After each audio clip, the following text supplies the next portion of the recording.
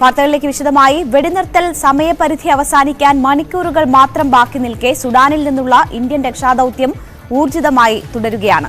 കുടുങ്ങിക്കിടക്കുന്ന 3500ഓളം ഇന്ത്യക്കാരിൽ 1100ഓളം പേരെയാണ് ഇതിനകം ഓപ്പറേഷൻ കാവേരിയിലൂടെ രക്ഷപ്പെടുത്തിയത്. സുഡാനിൽ നിന്നുള്ള 19 മലയാളികൾ രാവിലെ കൊച്ചിയിലെത്തി. ഒരു എക്സ്പീരിയൻസ് തന്നെയായിരുന്നു. നമ്മളിങ്ങനെ വിചാരിച്ചിട്ടില്ല. ഇത്രയും കുറെ കാലമായിട്ട് വളരെ പീസ്ഫുൾ ആയിട്ടുള്ള ഒരു രാജ്യമായിരുന്നു. ഒരു 2 ആർമി ഫാക്ഷൻസ് ഫൈറ്റ് ചെയ്ത് നമ്മൾ ഇതുവരെ വിചാരിച്ചില്ല.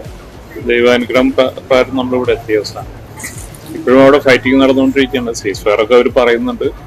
ഒരു 5 പ്രാവശ്യം 6 പ്രാവശ്യം അവർ ഇതുവരെ ഡിക്ലെയർ ചെയ്തിട്ടുണ്ട്. പല പ്രാവശ്യം അത് ബ്രേക്ക് ചെയ്യാണ്.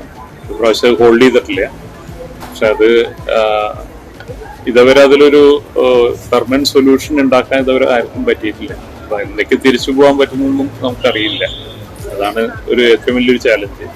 വളരെ സന്തോഷമുണ്ട്.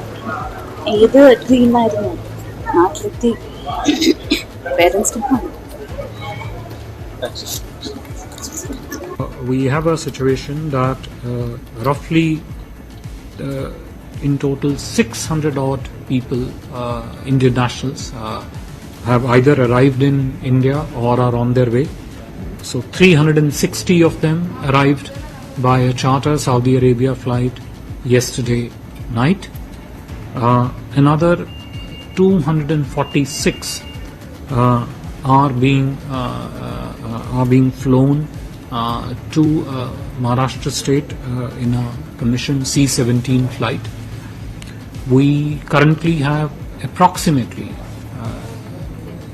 give some leeway on the numbers, approximately 495 Indian nationals who are in Jeddah.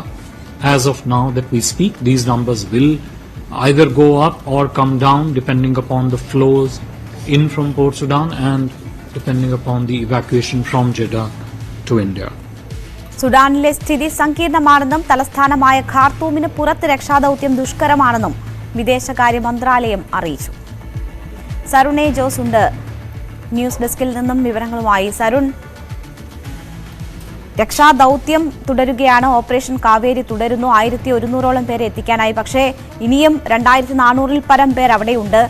വിദേശകാര്യ മന്ത്രാലയം തന്നെ അവിടുത്തെ സ്ഥിതി സങ്കീർണമാണ് എന്ന് ഈ ഘട്ടത്തിൽ പറയുകയാണ്. എങ്ങനെ കാണണം ആ സാഹചര്യത്തെ?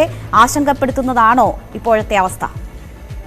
തിങ്കളാഴ്ചയാണ് സുഡാനിൽ സൈനികവും അതുപോലെ തന്നെ അർദ്ധ സൈനിക വിഭാഗവും തമ്മിൽ വെടിനിർത്തലിന് ധാരണയായത്. 72 മണിക്കൂർ വെടിനിർത്തലിനാണ് ഇരുപക്ഷവും ധാരണയിലെത്തിയത്. പക്ഷേ ഈ സമയത്തൊക്കെ തന്നെയും സുഡാന്റെ പലയിടങ്ങളിലും വെടിയൊച്ചയും സ്ഫോടന ശബ്ദങ്ങളും റിപ്പോർട്ട് ചെയ്തു. തലസ്ഥാനമായ ഖാർത്തൂമിൽ മാത്രമാണ് അല്പമെങ്കിലും ഈ സംഘർഷങ്ങൾക്ക് ശമനമുണ്ടായത്. മറ്റിടങ്ങളിൽ ഡർഫറിലും ഓംഡർമനിലും കൊബാർ തുടങ്ങിയ മേഖലകളിലൊക്കെ തന്നെയും സംഘർഷം രൂക്ഷമാണെന്നാണ് റിപ്പോർട്ടുകൾ സൂചിപ്പിക്കുന്നത്. ഇവിടങ്ങളിൽ ജനജീവിതം ഏറെ ദുരിതമാണെന്ന് ലോകാരോഗ്യ സംഘടന അടക്കമുള്ളവർ വ്യക്തമാക്കിയിട്ടുണ്ട്.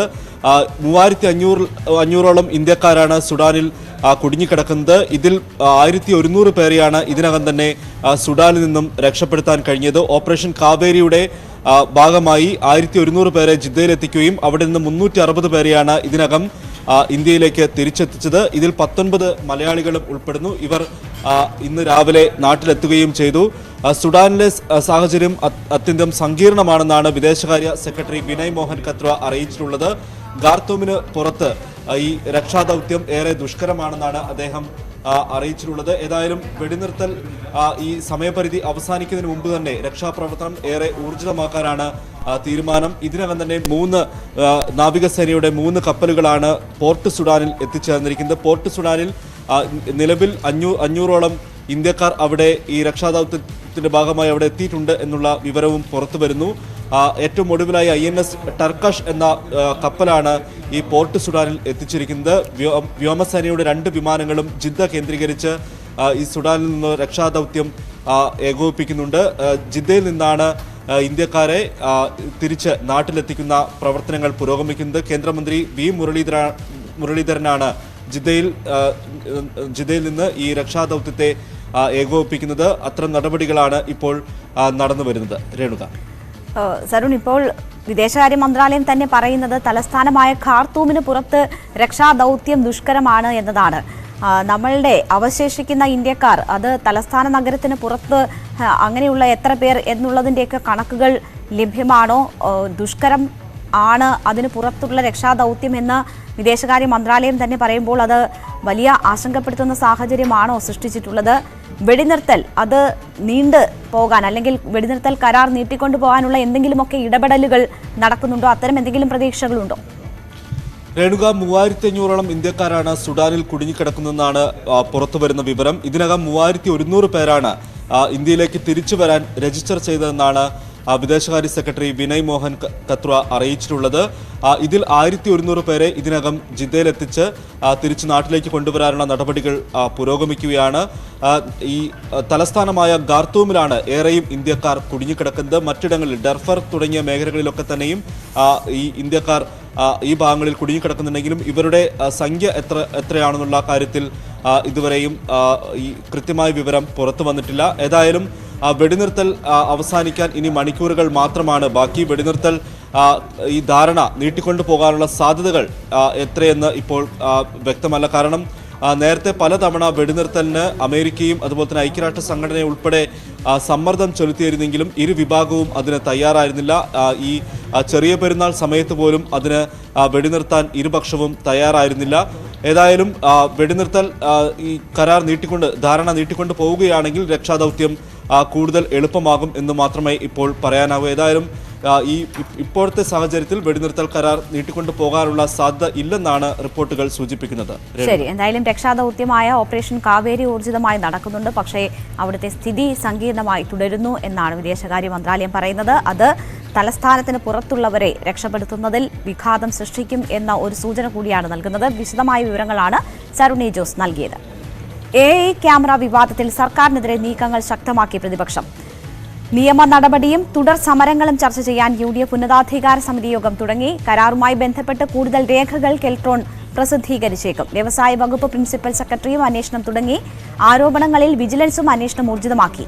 പരാതി വന്നു എന്ന് പറഞ്ഞ് പദ്ധതി നിർത്തിവെക്കാൻ കഴിയില്ലെന്ന് ഗതാഗത മന്ത്രി പറഞ്ഞു. ആ ആക്ഷേപത്തിന് യാതൊരു അടിസ്ഥാനവുമില്ല. കാരണം ഏതെങ്കിലും ഒരു പദ്ധതിയെക്കുറിച്ച് അത് ഇംപ്ലിമെൻ്റ് ചെയ്തതിന് ശേഷം അത് ഇംപ്ലിമെൻ്റ് ചെയ്തത് ഉദ്ഘാടനത്തിന് മുമ്പ് തന്നെ അതിൻ്റെ ട്രയൽ റൺ എല്ലാം കഴിഞ്ഞിരുന്നു. 8 മാസങ്ങൾക്ക് മുമ്പ് തന്നെ ഈ വിജിലൻസ് അന്വേഷണത്തിന് പ്രഖ്യാപിക്കുന്നതിന് മുമ്പ് തന്നെ ട്രയൽ റൺ കഴിഞ്ഞതാണ്, എക്സിക്യൂഷൻ കഴിഞ്ഞതാണ്. അപ്പോൾ ഒരു പരാതി വന്നതിൻ്റെ പേരിൽ ഈ ഇത്രയും ബൃഹത്തായൊരു പദ്ധതി നമ്മൾ ആ അന്വേഷണം പൂർത്തിയായി അതിൻ്റെ വിജിലൻസ് എല്ലാം നടപടി പൂർത്തിയാകുന്നത് വരെ ഒരു പദ്ധതിയും അങ്ങനെ നിർത്തിവെക്കാൻ കഴിയില്ല. നിർത്തിവെച്ച ചരിത്രവുമില്ലല്ലോ, അങ്ങനെ നിർത്തിവെക്കാൻ കഴിയുകയില്ലല്ലോ. ആ അന്വേഷണത്തിൽ കഴമ്പുണ്ടോ എന്നുള്ളത് പരിശോധിക്കട്ടെ. ആ പരിശോധിച്ചാൽ അത്തരം ആളുകളുടെ നടപടി വേണമെങ്കിൽ അതിൻ്റെ നടപടി എടുക്കുക. അതിൻ്റെ പേരിൽ പദ്ധതിയെ നമുക്ക് നിർത്തിവെക്കാൻ പറയാമെന്നത് ശരിയല്ലല്ലോ. വാർത്തയുടെ വിശദാംശങ്ങളുമായി ഡാൻ കുര്യനും ഉമേഷ് ബാലകൃഷ്ണനും ചേരുകയാണ്. ആദ്യം ഡാനിലേക്ക്. ഡാൻ, വലിയ വിവാദമാണ് AI ക്യാമറ പദ്ധതിയുമായി ബന്ധപ്പെട്ടുണ്ടായത്. പക്ഷേ അതിൽ നേരത്തെ തന്നെ അന്വേഷണം തുടങ്ങി. വിജിലൻസ് ഇന്നലെ മറ്റൊരു അന്വേഷണം കൂടി പ്രഖ്യാപിക്കപ്പെട്ടിരിക്കുന്നു. അങ്ങനെ 2 അന്വേഷണം ഈ ആരോപണങ്ങളിൽ വിവാദങ്ങളിൽ നടക്കുമ്പോൾ സമരവുമായി എങ്ങനെ മുന്നോട്ട് പോകാനാണ് പ്രതിപക്ഷം തയ്യാറെടുക്കുന്നത്? സർക്കാരിന്റെ ഈ തടയിടൽ, അന്വേഷണം പ്രഖ്യാപിച്ചുകൊണ്ടുള്ള തടയിടൽ മറികടക്കാൻ എന്തൊക്കെ ആലോചനയാണ് പ്രതിപക്ഷത്തിന്റെ ഭാഗത്തു നിന്നുമുള്ളത്?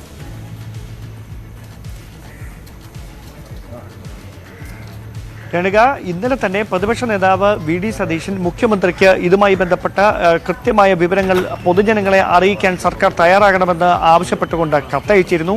അതിന് പിന്നാലെയാണ് ഈ വിഷയത്തിലെ തുടർ സമര പരിപാടികൾ, പ്രതിഷേധ പരിപാടികളൊക്കെ ചർച്ച ചെയ്യുന്നതിന് വേണ്ടി അടിയന്തരമായി UDFന്റെ ഉന്നതാധികാരി സമിതി യോഗം അല്പസമയം മുമ്പ് കന്റോൺമെന്റ് ഹൗസിൽ ആരംഭിച്ചിരിക്കുന്നത്.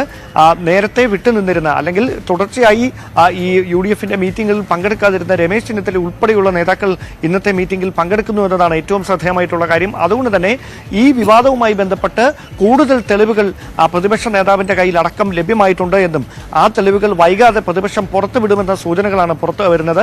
അങ്ങനെയാണെങ്കിൽ സർക്കാരിനെ അത് കൂടുതൽ പ്രതിരോധത്തിലാക്കുന്ന ഒരു സാഹചര്യം ഉരുത്തിരിയും.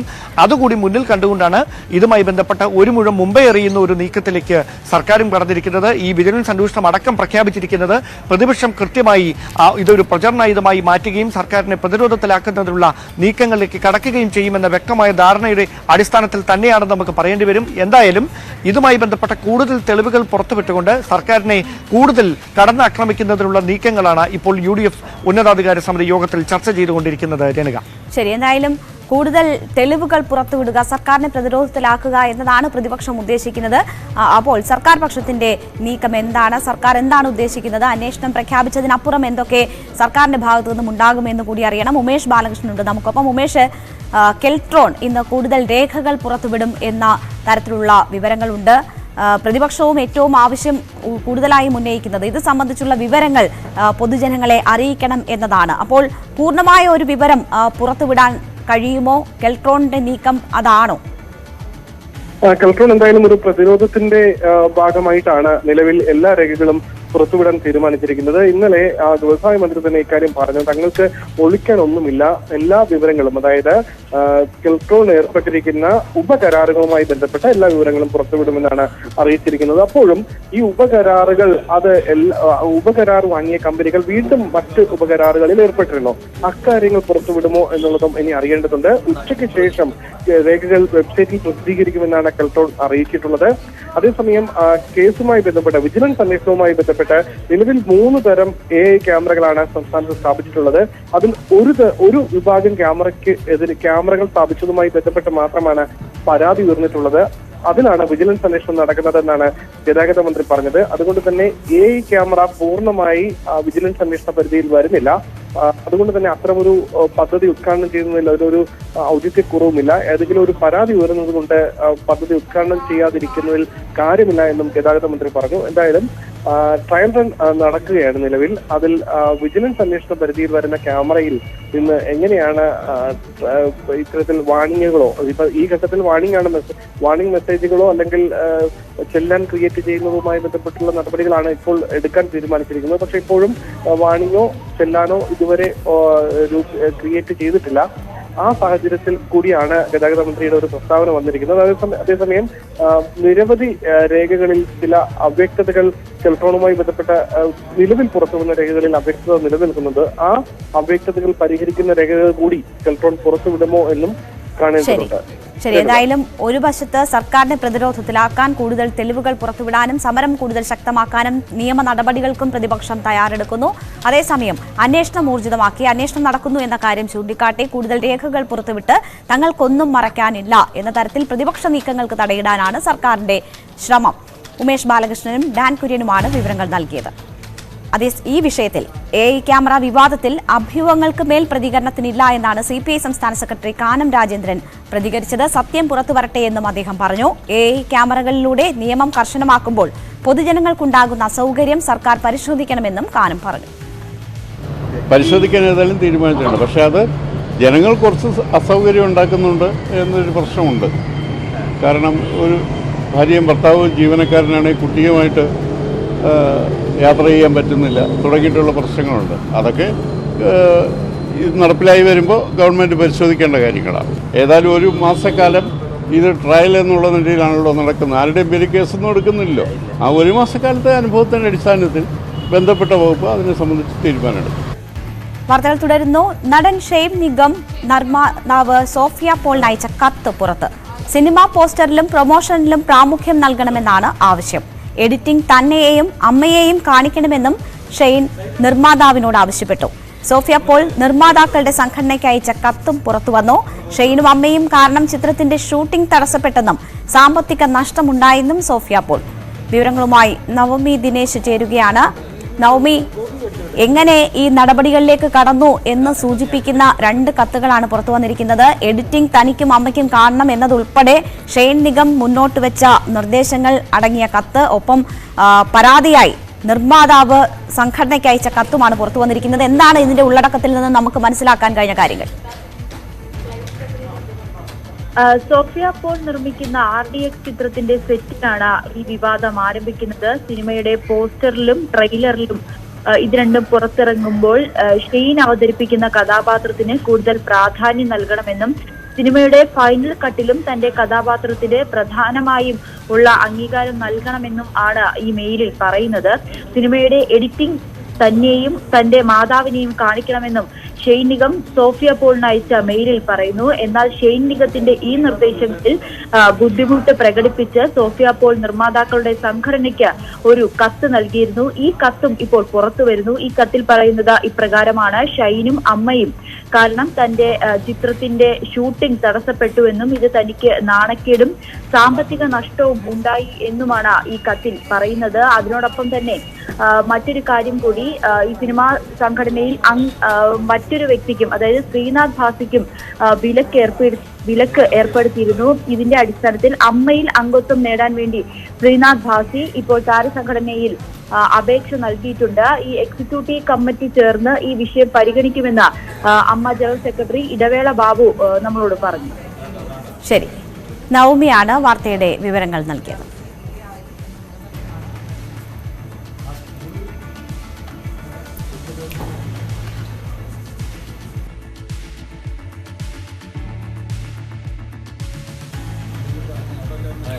പോക്സോ കേസിൽ ക്ലിനിക്കൽ സൈക്കോളജിസ്റ്റിന് 26 വർഷം തടവ് ശിക്ഷ. ആരോഗ്യവകുപ്പ് അസിസ്റ്റന്റ് പ്രൊഫസറായിരുന്ന ഡോക്ടർ കെ ഗിരീഷിനാണ് ശിക്ഷ. 1.5 ലക്ഷം രൂപ പിഴയടയ്ക്കണം. ഐശ്വര്യ അനിൽ വിവരങ്ങളുമായി ചേരുന്നുണ്ട്. ഐശ്വര്യ, 26 വർഷം തടവ് ശിക്ഷയാണ് വിധിച്ചിരിക്കുന്നത്. എന്തൊക്കെയാണ് ഇതിന്റെ വിശദാംശങ്ങൾ? രേണുക, മാനസിക പ്രശ്നങ്ങൾക്ക് കൗൺസിലിംഗിനെത്തിയ 13-കാരനെ പലതവണ പീഡിപ്പിച്ച കേസിലാണ് ഇപ്പോൾ പ്രതിയായ ക്ലിനിക്കൽ സൈക്കോളജിസ്റ്റ് ഡോക്ടർ കെ ഗിരീഷിന് ഇപ്പോൾ ശിക്ഷ വിധിച്ചിരിക്കുന്നത്. 26 വർഷം തടവും ഒപ്പം തന്നെ 1.5 ലക്ഷം രൂപ പിഴയുമാണ് ശിക്ഷ വിധിച്ചിരിക്കുന്നത്. അതിൽ ഏറ്റവും ശ്രദ്ധേയമായൊരു കാര്യം, അഥവാ ഈ പിഴ അടയ്ക്കുന്നതിൽ വൈകുകയോ അല്ലെങ്കിൽ ഈ പിഴ നൽകാതിരിക്കുകയോ ചെയ്താൽ 4 വർഷം കൂടി കഠിന തടവ്, അങ്ങനെയാണ് ഇപ്പോൾ ശിക്ഷ വിധിച്ചിരിക്കുന്നതെന്ന് മനസ്സിലാക്കുന്നു. എന്തായാലും ഇതാദ്യമായാണ് ഇത്തരത്തിൽ മുൻപും ഇതേ പ്രതി പോക്സോ കേസിൽ പ്രതിയായിട്ടുണ്ട്. ഒരേ പ്രതിയെ 2 തവണ അല്ലെങ്കിൽ 2 പോക്സോ കേസുകളിലായി ശിക്ഷിക്കുന്നത് ആദ്യമാണെന്ന് special public prosecutor RS Vijayamohan വ്യക്തമാക്കിയിട്ടുണ്ട്. എന്തായാലും തിരുവനന്തപുരം പ്രത്യേക അതിവേഗ സ്പെഷ്യൽ കോടതിയാണ് ശിക്ഷ വിധിച്ചിരിക്കുന്നത്. ന്യൂസ് റൂം ലൈവ് തുടരുകയാണ്. നമ്മൾ വളരെ പ്രധാനപ്പെട്ട ഒരു വാർത്തയിലേക്ക് പോവുകയാണ്. തിരുവനന്തപുരത്ത് 14-കാരിയുടെ ദുരൂഹ മരണത്തിൽ സംശയമുന്ന ലഹരി മാഫിയയിലേക്ക്. അമിത ലഹരി ഉപയോഗത്തെ തുടർന്ന് തലച്ചോറിലുണ്ടായ രക്തസ്രാവമാണ് മരണകാരണമെന്നാണ് പ്രാഥമിക നിഗമനം. വിദ്യാർത്ഥിനി ക്രൂരമായ ലൈംഗിക അതിക്രമത്തിനിരയായിരുന്നുവെന്ന് അന്വേഷണത്തിൽ വ്യക്തമായി. വിദ്യാർത്ഥിനിയുടെ അസ്വാഭാവിക മരണത്തിൽ ക്രൈംബ്രാഞ്ച് നടത്തിയ അന്വേഷണത്തിലെ കണ്ടെത്തലുകൾ ഞെട്ടിക്കുന്നതാണ്. നഗരത്തിലെ പ്രമുഖ സ്കൂൾ കേന്ദ്രീകരിച്ചുള്ള ലഹരി മാഫിയ തയ്യാറാക്കിയ കെണിയിൽ വിദ്യാർത്ഥിനി ഇരയായെന്ന നിഗമനത്തിലാണ് അന്വേഷണ സംഘം. ഡാൻ കുര്യനുണ്ട് ഈ വാർത്തയുടെ വിശദാംശങ്ങളുമായി. ഡാൻ, ഇപ്പോൾ പുറത്തുവരുന്ന വാർത്തകൾ ഞെട്ടിപ്പിക്കുന്നതാണ്. ലഹരി മരുന്ന് മാഫിയയുടെ കെണിയിൽപ്പെട്ട് ഒരു വിദ്യാർത്ഥിനിക്ക്, അതും 14 വയസ്സ് മാത്രം പ്രായമുള്ള ഒരു വിദ്യാർത്ഥിനിക്ക് ജീവൻ നഷ്ടപ്പെട്ടു എന്ന അതീവ ദുഃഖകരമായ വാർത്ത. എന്താണ് ഈ സംഭവവുമായി ബന്ധപ്പെട്ട് നമുക്ക് ലഭ്യമാകുന്ന വിവരങ്ങൾ?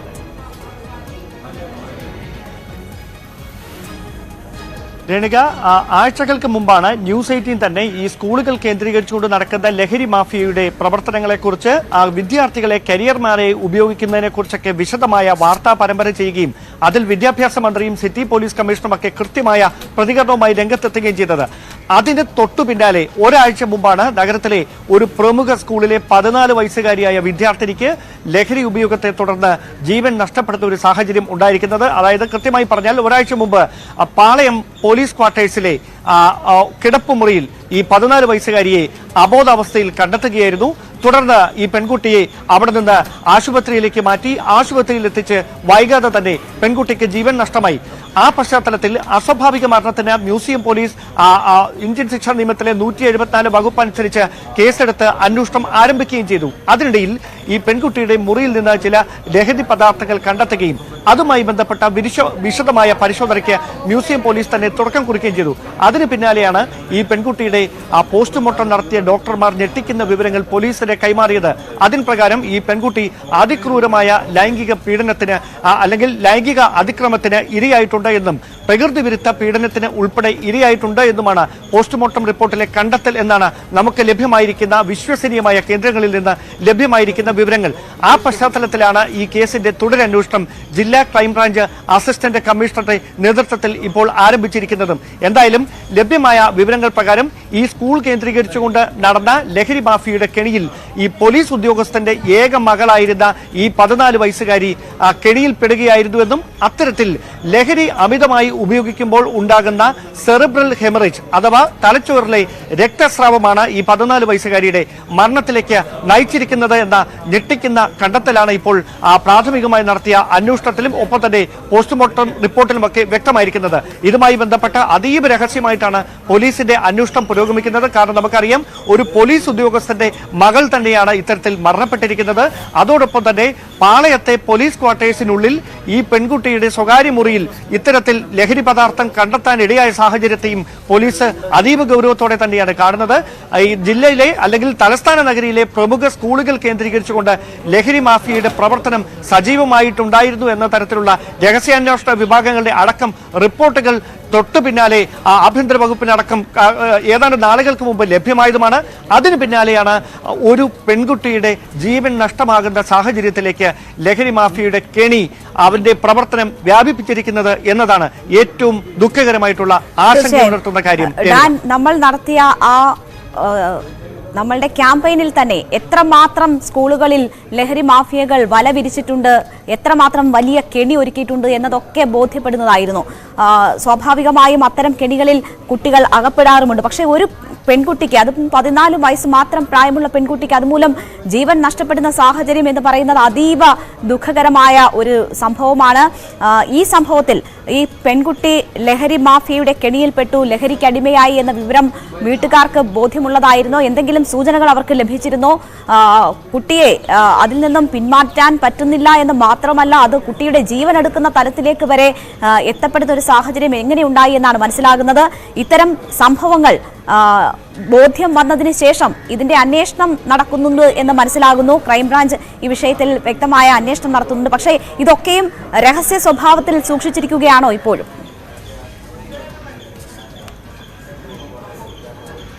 രേണുക, ഈ കുടുംബാംഗങ്ങളുമായി നമുക്ക് ബന്ധപ്പെടാൻ ശ്രമിച്ചിരുന്നുവെങ്കിലും ഏക മകളാണ് ആ പോലീസ് ഉദ്യോഗസ്ഥൻ, അതായത് തലസ്ഥാന നഗരത്തിലെ ഒരു പോലീസ് സ്റ്റേഷന്റെ സിവിൽ പോലീസ് ഓഫീസറുടെ ഏക മകളാണ് ഈ മരിച്ചുപോയ ഈ ദുരൂഹ സാഹചര്യത്തിൽ മരണപ്പെട്ടിരിക്കുന്ന 14 വയസ്സുകാരി. അതുകൊണ്ട് തന്നെ അദ്ദേഹം മാനസികമായി വളരെ തകർന്ന അവസ്ഥയിലാണ്. അദ്ദേഹം ഒരു തരത്തിലും പ്രതികരണങ്ങൾക്കോ അല്ലെങ്കിൽ അത്തരത്തിലുള്ള സംസാരിക്കാനോ ഒന്നും കഴിയാത്ത ഒരു മാനസികാവസ്ഥയിലാണ്. അതുകൊണ്ട് തന്നെ ഈ കുടുംബാംഗങ്ങളുടെ ഭാഗത്ത് നിന്ന് ഇതുമായി ബന്ധപ്പെട്ട യാതൊരു തരത്തിലുള്ള വിവരങ്ങളും നമുക്ക് ലഭ്യമായിട്ടില്ല. പക്ഷേ നമുക്ക് ഈ വിവരങ്ങൾ കൈമാറിയ നമ്മുടെ സോഴ്സുകളിൽ നിന്ന് നമുക്ക് കൃത്യമായിട്ട് ലഭ്യമാകുന്ന സൂചനകൾ പ്രകാരം ഈ പെൺകുട്ടി ഇത്തരത്തിൽ ലഹരി ഉപയോഗിക്കുന്നുണ്ടായിരുന്നു എന്നതിന്റെ സൂചനകളൊന്നും കുടുംബാംഗങ്ങൾക്ക് ഇല്ല എന്ന് തന്നെയാണ്. കാരണം അത്തരത്തിൽ ഒരു സൂചനയെങ്കിലും ലഭിച്ചിരുന്നെങ്കിൽ ആ പെൺകുട്ടിയുടെ മുറിയിലടക്കം കൃത്യമായി അവർ നിരീക്ഷണം നടത്തുമായിരുന്നു. പക്ഷേ അങ്ങനെ ഒരു നിരീക്ഷണം നടത്തിയതിന്റെ സാധ്യതകളൊന്നും നിലവിൽ ഇല്ല. അതുകൊണ്ട് തന്നെയാണ് ഈ പെൺകുട്ടിയുടെ കിടപ്പുമുറിയിൽ നിന്ന് ലഹരി പദാർത്ഥങ്ങൾ പോലീസ് നടത്തിയ പ്രാഥമിക അന്വേഷണത്തിൽ കണ്ടെത്തുന്ന ഒരു സാഹചര്യം ഉണ്ടായിരിക്കുന്നതും.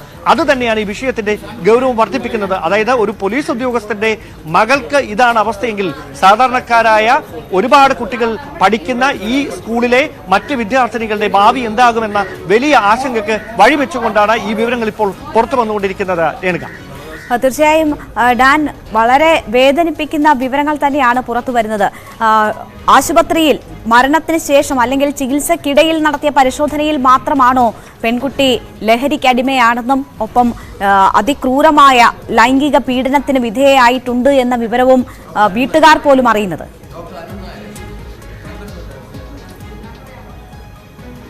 തീർച്ചയായിട്ടും അത്തരത്തിലുള്ള സൂചനകളാണ് പുറത്തു വരുന്നത്. അതായത് ഈ പെൺകുട്ടിയുടെ അസ്വാഭാവിക മരണം രജിസ്റ്റർ ചെയ്തതിന് തൊട്ടു പിന്നാലെ തന്നെ മ്യൂസിയം പോലീസാണ് ഈ പാളയം പോലീസ് ക്വാർട്ടേഴ്സിൽ ഈ പെൺകുട്ടി ഉപയോഗിച്ചിരുന്ന മുറിയിലടക്കം ആദ്യഘട്ടത്തിൽ വിശദമായ പരിശോധന നടത്തിയത്.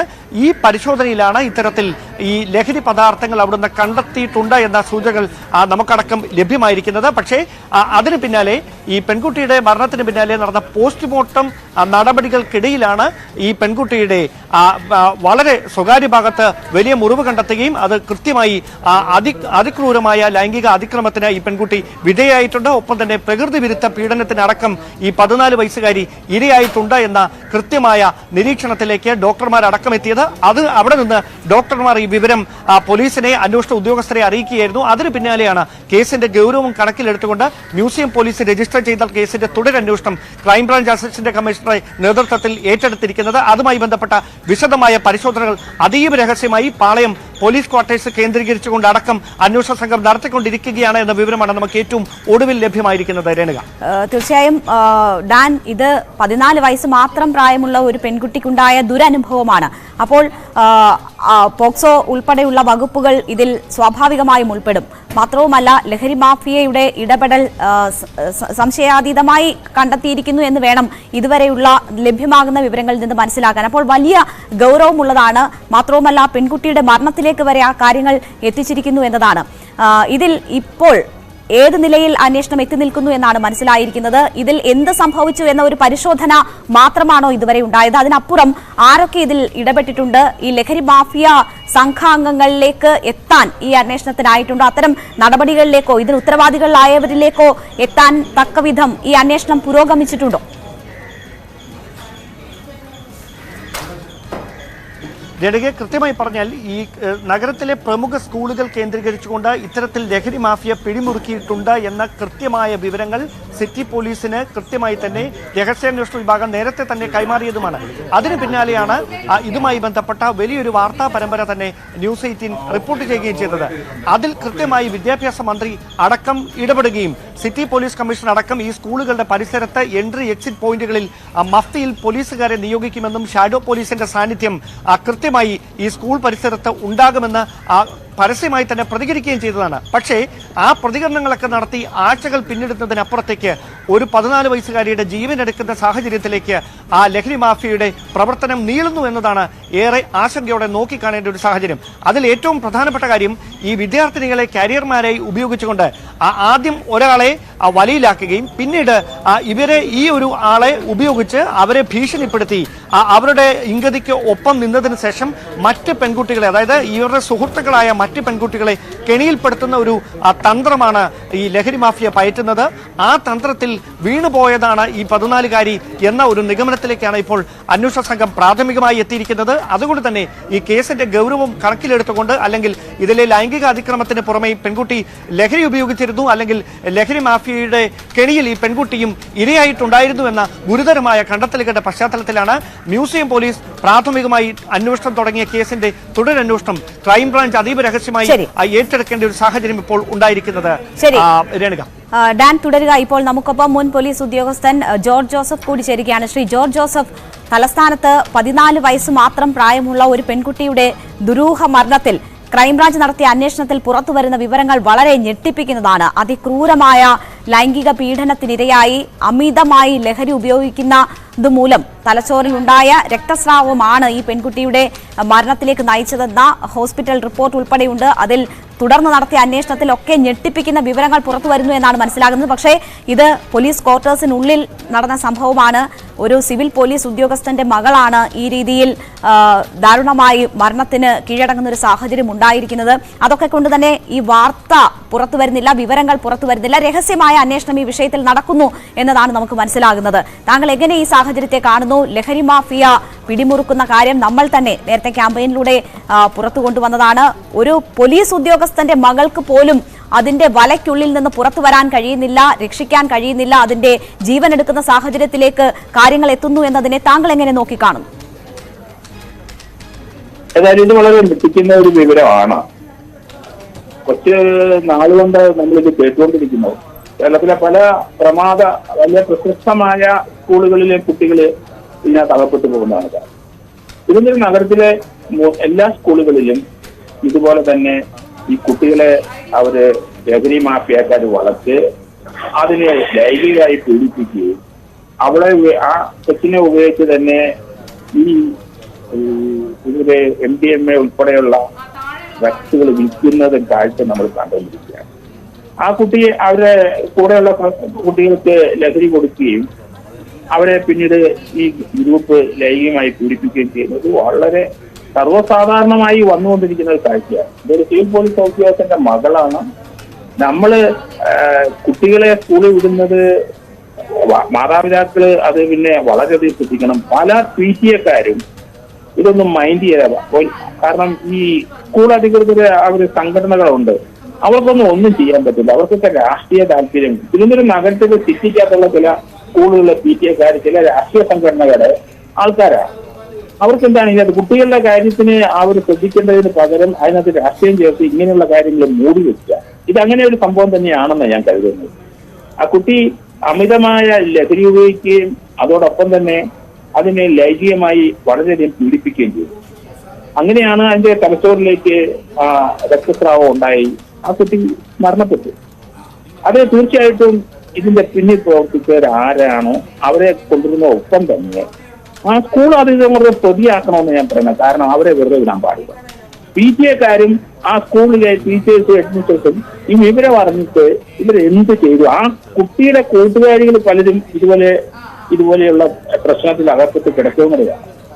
അപ്പൊ നമുക്ക് ശക്തമായ നടപടി തന്നെ എടുത്തേ പറ്റില്ല. അതുപോലെ ഈ ഒരു കേസിലെ പ്രതികളെ അറസ്റ്റ് ചെയ്തുകൊണ്ട് പ്രയോജനമില്ല. എല്ലാ തിരുവനന്തപുരം സിറ്റിയിലെ മാത്രമല്ല, ഞാൻ പൊതുവെ പറയുമെങ്കിൽ എനിക്ക് പല സ്കൂളിലും കുട്ടികളെ അറിയാം. നമ്മുടെ ഒരു സ്കൂളിന് വരെ പ്രത്യേകിച്ച് ട്രിവാൻഡ്രം സിറ്റിയിലെ ഈ മൈനറായ കുട്ടികൾ എത്ര പേര് പ്രസവിച്ചു എന്നൂടെ ഒന്ന് അന്വേഷിക്കുന്നത് നല്ലതാണ്. കാരണം അങ്ങനെ കുറെ സംഭവങ്ങളുണ്ട്. അതൊക്കെ മൂടി വെച്ച് കഴിയുന്നു. അതൊക്കെ ലഹരിയ മാഫിയക്കാരും അവരെ അതുമായിട്ട് ബന്ധപ്പെട്ടവരും അത് വെളിയിൽ വെച്ച നാണക്കേടാണെന്ന് കരുതിയിട്ട് PTA-ക്കാരും സ്കൂളുകാരും സപ്രസ് ചെയ്ത് അതിലധികം സംഭവങ്ങളുണ്ട്. അങ്ങനെയുള്ള തീർച്ചയായിട്ടും അത് ബുക്ക് ചെയ്യണ്ടേ, അത് മൂടി വെച്ചിട്ട് കാര്യമില്ല. അപ്പൊ അതുകൂടെ ഈ കൂടെ പരിഗണിച്ചിട്ട് ക്രൈംബ്രാഞ്ച് തീർച്ചയായും എന്തായാലും ശക്തമായ നടപടി ഉണ്ടാകണം, മൂടി വെച്ചിട്ട് കാര്യമില്ല എന്നതാണ് അദ്ദേഹം ചൂണ്ടിക്കാട്ടുന്ന കാര്യം. വളരെ നന്ദി ശ്രീ ജോർജ് ജോസഫ് ഈ ഘട്ടത്തിൽ ഞങ്ങളോട് സഹകരിച്ചതിന്. ഇപ്പോൾ റിട്ടയേർഡ് SP സുഭാഷ് ബാബു കൂടി നമുക്കൊപ്പം ടെലിഫോൺ ലൈനിൽ ചേരുകയാണ്. ശ്രീ സുഭാഷ് ബാബു, തലസ്ഥാനത്ത് വെറും 14 വയസ്സ് മാത്രം പ്രായമുള്ള ഒരു പെൺകുട്ടിക്കുണ്ടായ ദുരനുഭവമാണ് നമ്മൾ റിപ്പോർട്ട് ചെയ്യുന്നത്. പക്ഷേ ലഹരി മാഫിയയുടെ കെണിയിൽപ്പെട്ട് അതിക്രൂരമായ ലൈംഗിക പീഡനത്തിനിരയായിയാണ് ഈ കുട്ടിയുടെ മരണമെന്ന ഹോസ്പിറ്റൽ റിപ്പോർട്ടുകളുണ്ട്. അതിനുശേഷം മാത്രമാണ് വീട്ടുകാർ ഇതിനെക്കുറിച്ച് അറിയുന്നത്. അതിനുശേഷം നടത്തിയ അന്വേഷണത്തിലാണ് ഞെട്ടിക്കുന്ന വിവരങ്ങൾ പുറത്തു വന്നത്. ക്രൈംബ്രാഞ്ച് വിശദമായ അന്വേഷണം തന്നെ ഇതിൽ നടത്തിയിട്ടുണ്ട് എന്ന് മനസ്സിലാകുന്നു. താങ്കൾ എങ്ങനെയാണ് ഈ സാഹചര്യത്തെ നോക്കിക്കാണുന്നത്? ഇതിലൊരു രഹസ്യമായ പരിശോധന മാത്രമാണോ ആവശ്യം ഈ സാഹചര്യത്തിൽ? അല്ല, നമ്മളെ യുവാക്കളെ സംബന്ധിച്ചിടത്തോളം പ്രത്യേകിച്ച് വിദ്യാർത്ഥികള് അതുപോലെ തന്നെ തൊഴിലുകേന്ദ്രമായ യുവാക്കളും തൊഴിൽ കിട്ടിയ യുവാക്കൾ പോലും ഇപ്പോൾ ഈ മയക്കുമരുന്നിന് അടിമപ്പെട്ടു പോയി. അത് മയക്കുമരുന്നിന് അടിമപ്പെട്ടതിന്റെ പശ്ചാത്തലം എന്താണെന്ന് പറഞ്ഞാൽ അവർ ഉപയോഗിക്കുക, പിന്നെ അതിനുശേഷം അവരെ അതിന് കടത്തുന്നതിന് വേണ്ടിയിട്ടോ മറ്റു കൈമാറുന്നതിന് വേണ്ടിയിട്ടോ അവരെ ഉപയോഗിക്കുക. അതിൽ നിന്ന് അവർക്ക് സാമ്പത്തിക ലാഭം ഉണ്ടാക്കുക. അത് ഉപയോഗിക്കുന്നതോടുകൂടി അവരുടെ സാധാരണ സ്വഭാവം മാറുന്നു, ലൈംഗിക താല്പര്യങ്ങൾ വരുന്നു, അല്ലെങ്കിൽ അവരെ അതിലേക്ക് കൊണ്ടെത്തിച്ചതിന് ശേഷം ലൈംഗികമായി ചൂഷണം ചെയ്യുന്നു. അതിനുശേഷം ഭീഷണിപ്പെടുത്തിയിട്ട് മറ്റേതെങ്കിലും രീതിയിൽ ഇവരെ ഇതിന്റെ ശ്രേണിയിലേക്ക് കൊണ്ടുവരുന്ന ഒരു പ്രക്രിയയാണ് നടന്നുകൊണ്ടിരിക്കുന്നത്. അപ്പൊ ഇവരെ സംബന്ധിച്ചിടത്തോളം ഈ മാഫിയ സംഘത്തിന്റെ ഉദ്ദേശം എന്താണെന്ന് പറഞ്ഞാൽ ഇവരെ ഇതിന് ഉപയോഗിക്കുക, അവരെ കൊണ്ട് ഉപയോഗിക്കുക, അതുവഴി അവർക്ക് ലാഭം ഉണ്ടാക്കാൻ വേണ്ടി ബിസിനസ് ചെയ്യുക, അതിനോടൊപ്പം തന്നെ ലൈംഗികമായി ഇവരെ പീഡിപ്പിക്കുക, അതോടുകൂടി യുവത്വത്തെ നശിപ്പിക്കുക എന്ന് പറഞ്ഞ ഒരു സംസ്കാരം നമ്മുടെ ഇവിടെ വളരെ പ്രബലമായി വളർന്നു വരുന്നുണ്ട്. അത് സ്കൂളുകളെ കേന്ദ്രീകരിച്ച് കോളേജുകളെ കേന്ദ്രീകരിച്ചുമാണ് വളരെ കൂടുതലായിട്ട് നടന്നുകൊണ്ടിരിക്കുന്നത്. കാരണം കുട്ടികളെ സംബന്ധിച്ചിടത്തോളം അധികം കൂടുതൽ അന്വേഷണങ്ങളോ സ്ക്രീനിങ്ങോ ഒന്നും ഉണ്ടാവില്ല. അവരുടെ ഈ ചെറുപ്പത്തിലെ സ്വഭാവം വൈകൃതങ്ങളായാലും ശരി, അതൊക്കെ ആ ചെറുപ്പത്തിന്റെ ചില പ്രത്യേകതകളാണെന്നുള്ള രീതിയിൽ വ്യാഖ്യാനിക്കപ്പെടുന്നതുകൊണ്ട് ആരും അത് ശ്രദ്ധിക്കാറില്ല. പിന്നെ വീട്ടിലെ സംബന്ധിച്ചിടത്തോളം എന്താണെന്ന് പറഞ്ഞാൽ കുട്ടികളെ ശ്രദ്ധിക്കുന്ന ഒരു സംവിധാനം ഇവിടെ ഇല്ല. അവനവന്റെ വീട്ടിലെ കുട്ടിക്ക് എന്തെങ്കിലും വ്യത്യാസമുണ്ടെങ്കിൽ സ്വഭാവത്തിലോ പെരുമാറ്റത്തിലോ സംസാരത്തിലോ വ്യത്യാസമുണ്ടെങ്കിൽ ഭക്ഷണക്രമത്തിലോ അല്ലെ ഉറങ്ങുന്നതിലോ അല്ലെ വീട്ടിലെ ബാക്കിയുള്ള ചര്യകളിൽ വ്യത്യാസം വരുന്നതോ ആ വീട്ടിലുള്ള ആളുകൾക്ക് അവരെ ശ്രദ്ധിച്ചാൽ മനസ്സിലാക്കാവുന്ന. ഇത് ഈ കുട്ടിയുടെ കാര്യത്തിലും വീട്ടിലുള്ള ആളുകൾ ആ കുട്ടിയെ ശ്രദ്ധിച്ചിരുന്നില്ലെന്നോ അല്ലെ അതിന് കുട്ടിയെ സംബന്ധിച്ചിടത്തോളം തന്റെ സ്വകാര്യത തനിക്ക് മാത്രമാണ് എന്നുള്ള രീതിയിൽ ആ കുട്ടി പെരുമാറുക വീട്ടുകാരെ അനുവദിച്ചു കൊടുക്കുന്നത് കൊണ്ട് സംഭവിക്കുന്നതാണിത്. ഇതില് നമ്മളെ സംബന്ധിച്ചിടത്തോളം എന്താണ് ഇപ്പൊ നമ്മള് ഈ വിവരങ്ങളൊക്കെ അറിയുകയാണെങ്കിൽ അത് മൂടി വെക്കുന്ന ഒരു സംവിധാനമാണ് പൊതുവെ ഉണ്ടായിക്കൊണ്ടിരിക്കുന്നത്. ഇപ്പം വീട്ടുകാരറിഞ്ഞാൽ തന്നെ അത് മൂടി വെക്കും. അതുപോലെ സ്കൂൾ അധികാരികൾ അറിയുകയാണെങ്കിൽ ശരി, അവിടെ കൗൺസിലിംഗ് ഉണ്ട്, അവരാണെങ്കിൽ അത് അവർ മൂടി വെക്കും. അപ്പൊ ഇങ്ങനെ ഒക്കെ ചെയ്യുന്ന അവസരത്തിൽ എന്താ സംഭവിക്കുന്നതെന്ന് പറഞ്ഞാൽ ഇത് ഒരു പരിധി വിട്ട് അവസാനം ഇതേമാതിരിയുള്ള വളരെ ഗൗരവകരമായ സാഹചര്യത്തിലേക്ക് എത്തിപ്പെട്ടതിന് ശേഷം മാത്രമേ ഇത് അറിയിക്കുകയോ ചെയ്യുന്നുള്ളൂ.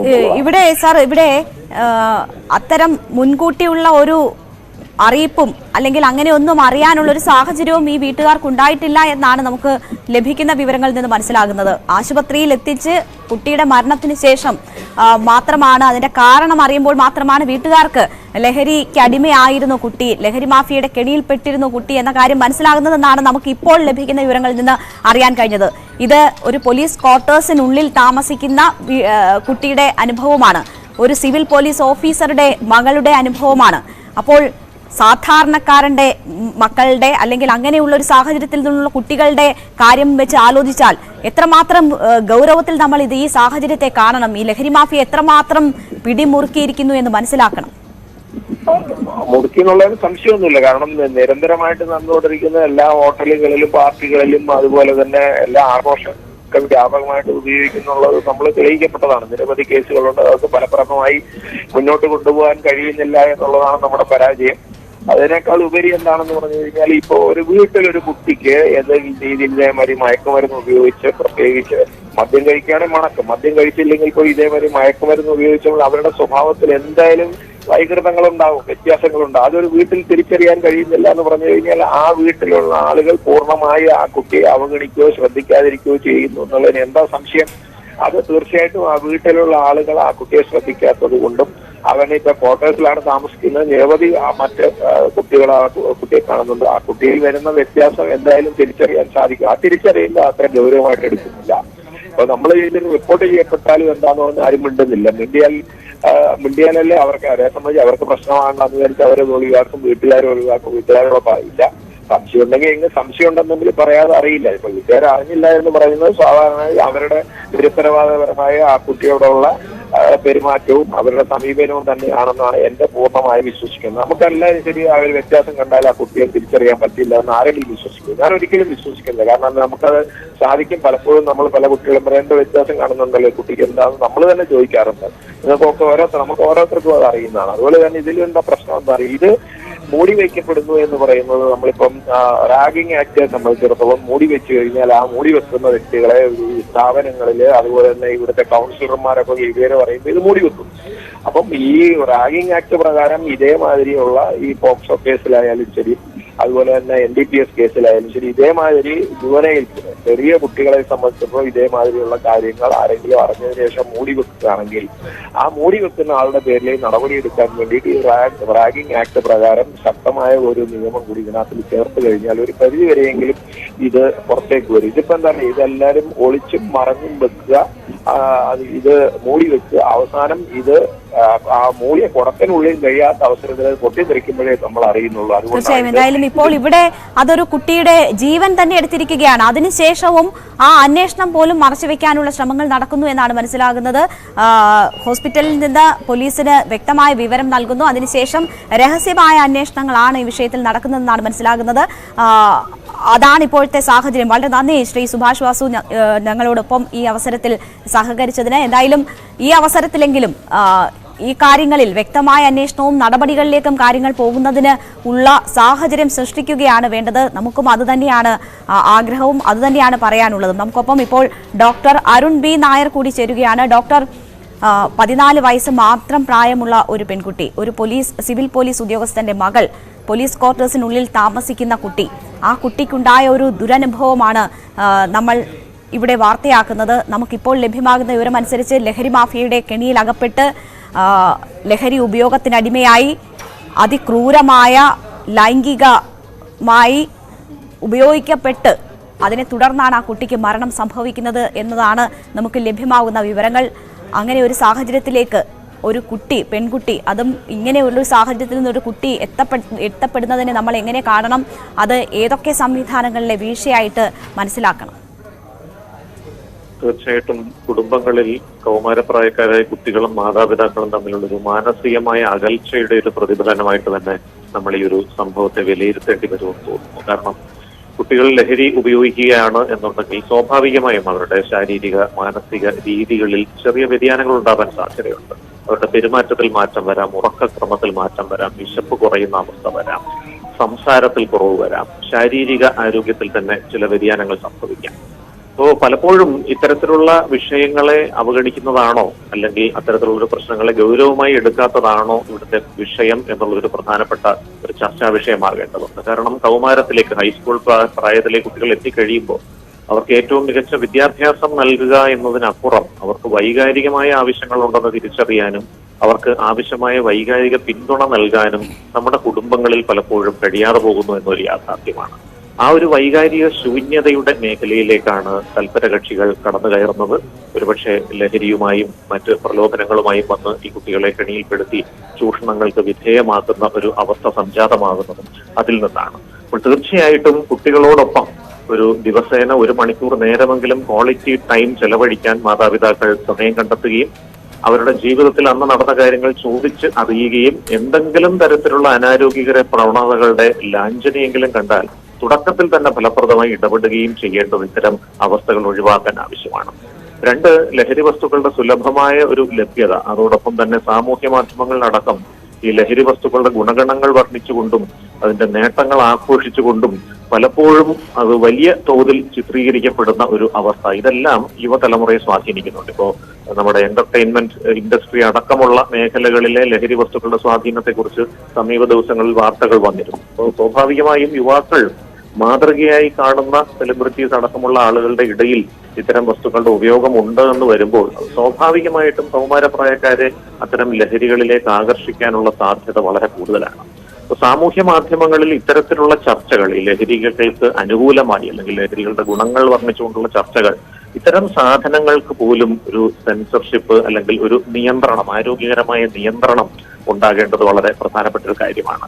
ഇതോടൊപ്പം ഈ വിദ്യാർത്ഥികളുടെ പാഠ്യപദ്ധതിയിൽ തന്നെ കരിക്കുലത്തിന്റെ ഭാഗമായിട്ട് തന്നെ ലഹരി വസ്തുക്കളുടെ ഉപയോഗം മൂലമുണ്ടാകുന്ന ശാരീരിക മാനസിക ആരോഗ്യ പ്രശ്നങ്ങൾ വളരെ വ്യക്തമായും വിശദമായും ഉൾപ്പെടുത്തേണ്ടത് അത്യാവശ്യമാണ്. പലപ്പോഴും ഇന്ന് ഹൈസ്കൂൾ ക്ലാസ്സുകൾ അല്ലെ ഹയർ സെക്കൻഡറി ക്ലാസ്സുകളിലൊക്കെ പേരിന് ഈ ലഹരി വസ്തുക്കളുടെ ദുരുപയോഗത്തെ തുടർന്നുള്ള ചില കാര്യങ്ങൾ ചർച്ച ചെയ്യപ്പെടുന്നുണ്ട് എന്നുള്ളതാണ് കാര്യം. പക്ഷെ ഇതൊരു 12 വയസ്സിന് മുൻപ് തന്നെ ഒരു UP സ്കൂൾ കാലഘട്ടത്തിൽ തന്നെ ഈ ലഹരി വസ്തുക്കളുടെ ദുരുപയോഗം മൂലം ഉണ്ടാകാവുന്ന വളരെ തീവ്രമായ ആരോഗ്യ പ്രശ്നങ്ങൾ വ്യക്തമായി കുട്ടികളുടെ മനസ്സിലേക്ക് എത്തിച്ചു കഴിഞ്ഞാൽ മാത്രമേ അവര് അതിൽ നിന്ന് പിന്തിരിയാൻ അല്ലെങ്കിൽ ഇത്തരം സംഗതികൾ പരീക്ഷിക്കുന്നതിൽ നിന്ന് അകന്നു നിൽക്കാനുള്ള സാധ്യതയുള്ളൂ എന്നുള്ളതാണ്. ഇതോടൊപ്പം ജീവിതത്തിലെ പുതുമയുള്ള സന്ദർഭങ്ങളെ കൈകാര്യം ചെയ്യാൻ ആവശ്യമായ ജീവിത നിപുണതാ വിദ്യാഭ്യാസം, ലൈഫ് സ്കിൽസ് എഡ്യൂക്കേഷൻ, അതും പാഠ്യപദ്ധതിയുടെ ഭാഗമാക്കേണ്ടത് അത്യാവശ്യമാണ്. ലഹരിയുടെ ലഭ്യത കർശനമായ നിയമ സംവിധാനങ്ങളിലൂടെ തടയേണ്ടത് ആവശ്യമാണ്. അതോടൊപ്പം വ്യാപകമായ ബോധവൽക്കരണം വഴി സീറോ ടോളറൻസ് ടു ഡ്രഗ്സ്, ഈ ലഹരി വസ്തുക്കളോട് സമ്പൂർണമായ അസഹിഷ്ണുത എന്നൊരു മനോഭാവം നമ്മുടെ സമൂഹത്തിൽ ഉണ്ടാക്കിയെടുക്കേണ്ടതും ഇത് തടയാൻ അത്യാവശ്യമാണ്. തീർച്ചയായും എന്തൊക്കെ നമുക്ക് സ്വീകരിക്കാൻ കഴിയുന്ന നടപടികൾ, എന്തൊക്കെ ജാഗ്രത പുലർത്താമെന്ന് വിശദീകരിക്കുകയായിരുന്നു. വളരെ നന്ദി ഡോക്ടർ, ഈ അവസരത്തിൽ ഞങ്ങൾക്ക് വളരെ വിശദമായി തന്നെ ഈ കാര്യം പറഞ്ഞു തന്നതിന്. എന്തായാലും ഞെട്ടിക്കുന്ന വിവരങ്ങളാണ് പുറത്തു വന്നിരിക്കുന്നത്. ഒരു പെൺകുട്ടിയുടെ 14 വയസ്സ് മാത്രം പ്രായമുള്ള ഒരു പെൺകുട്ടിയുടെ ജീവൻ എടുക്കുന്നതിലേക്ക് ലഹരി മാഫിയയുടെ കെണി എങ്ങനെ വിപുലപ്പെട്ടിരിക്കുന്നു എന്നതാണ് ഇവിടുത്തെ സാഹചര്യം സൂചിപ്പിക്കുന്നത്. ഒരു സിവിൽ പോലീസ് ഓഫീസറുടെ മകൾക്ക് ഈ ദാരുണാനുഭവമെങ്കിൽ മറ്റു കുട്ടികളുടെ അവസ്ഥ എന്ത് എന്നൊരു ചോദ്യം ഉയരുന്നു. ഇതിൽ രഹസ്യമായ പരിശോധന മാത്രമാണോ ആവശ്യം, അതോ കുറ്റക്കാർക്ക് ശക്തമായ നടപടി കിട്ടുന്ന തരത്തിലേക്കുള്ള നടപടികളിലേക്ക് നയിക്കാൻ ഈ സംഭവം കാരണമാകേണ്ടേ? അത്തരത്തിൽ ഉള്ള അന്വേഷണമല്ലേ ഈ കാര്യത്തിൽ ആവശ്യം എന്ന ഒരു ചോദ്യം കൂടി വരുന്നുണ്ട്. എന്തായാലും ന്യൂസ് 18 പുറത്തുവിട്ട ഈ വാർത്തയുടെ വിശദാംശങ്ങൾ വരും ബുള്ളറ്റിനിലും തുടരും. ഇനി വരെയുള്ള വാർത്തകളുടെ വിശദാംശങ്ങളുമായി വാർത്തയിൽ ഇന്ന് കാണാം, ഇടവേളയ്ക്ക് ശേഷം.